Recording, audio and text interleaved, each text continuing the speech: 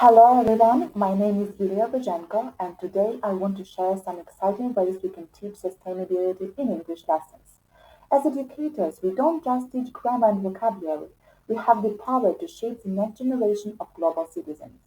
And what better way to do that than by merging language learning with one of the most critical issues of our time, sustainability.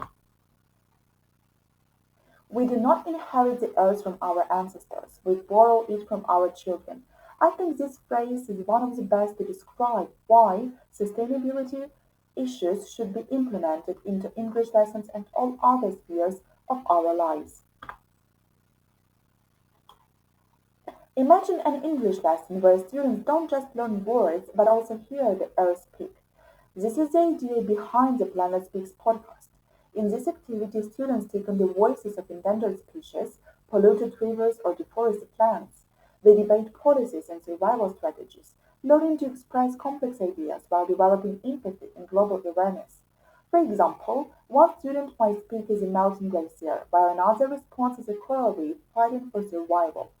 This not only builds speaking skills but also fosters a deeper emotional connection to the planet.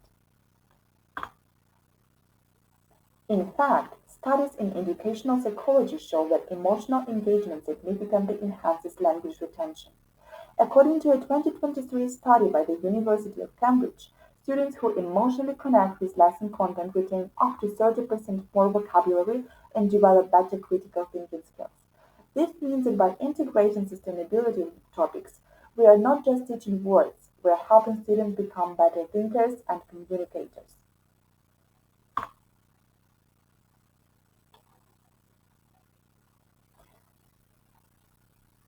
Another groundbreaking idea is the Future Letter Project. Here, students write letters from the year 2050 describing either an eco-utopia or an environmental disaster. This simple exercise pushes them to use future tenses while confronting real-world sustainability issues. It's an immersive way to practice English while reflecting on the consequences of today's choices. After writing, students share their letters in small groups, uh, by discussing how they imagined futures were shaped by the decisions we make today. This makes grammar practice meaningful and thought provoking. Research supports this approach as well. A 2024 meta-analysis by the Journal of Language Learning found that project-based learning improves language skills by encouraging deeper cognitive processing and emotional involvement. Students who engage in such projects report feeling more confident in their speaking and writing abilities.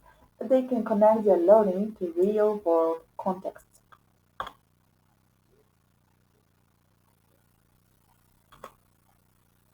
To make this even more impactful, teachers can encourage students to turn these letters into podcasts or videos, creating a digital time capsule that future students can explore.